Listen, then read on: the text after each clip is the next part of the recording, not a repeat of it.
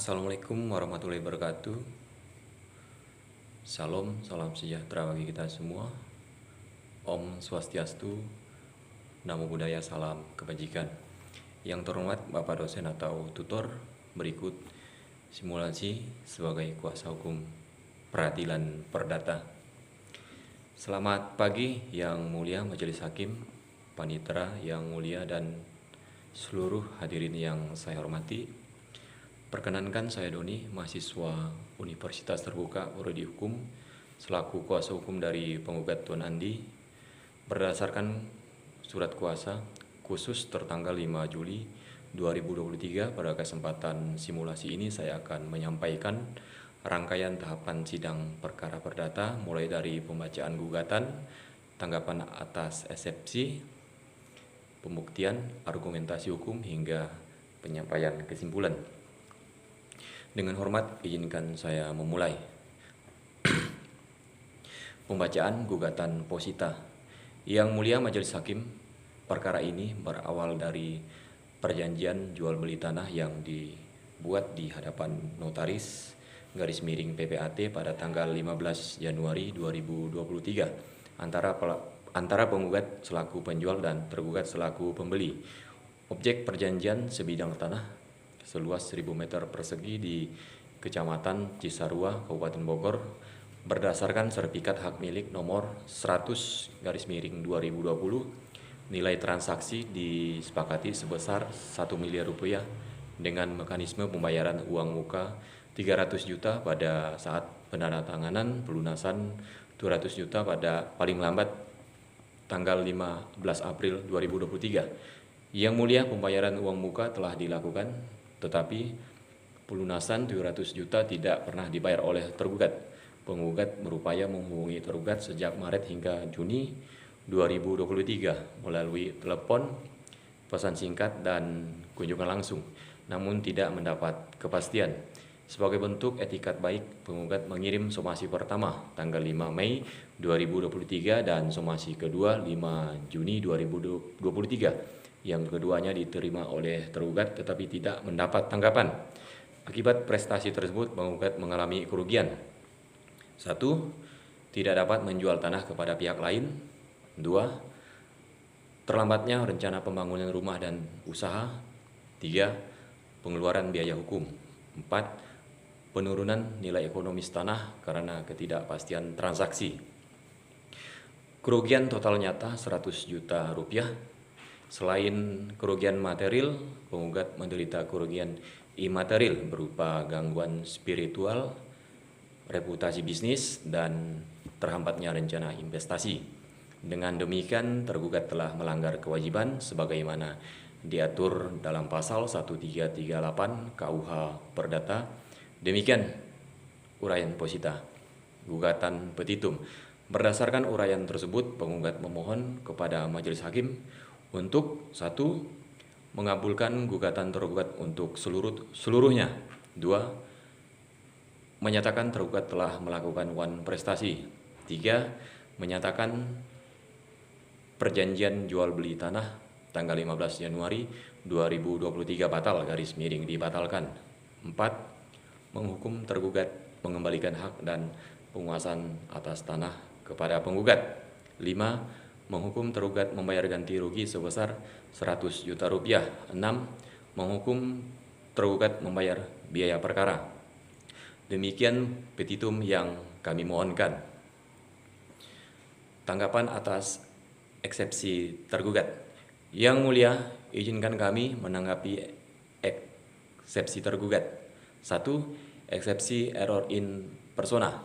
Tergugat mendalilkan adanya kesalahan penulisan tanggal lahir.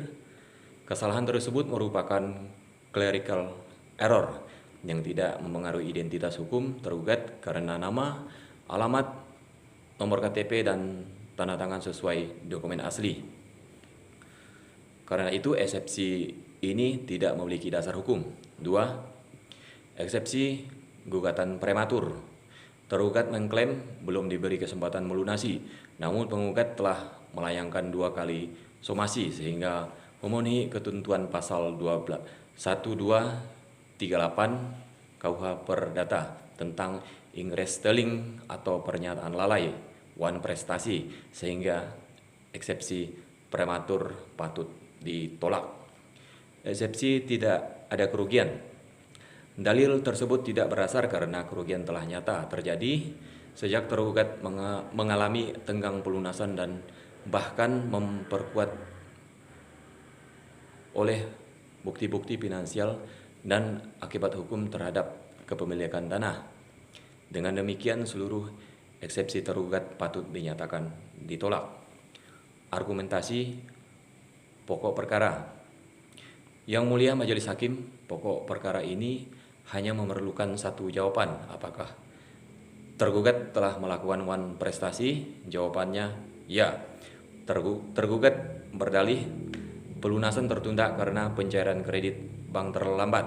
Namun berdasarkan pasal 1244 dan 1245 KUH Perdata, force majeure hanya dapat terjadi bila peristiwa: 1. Di luar kekuasaan debitur. 2. Tidak dapat diperkirakan. 3. Tidak dapat dihindari. 4.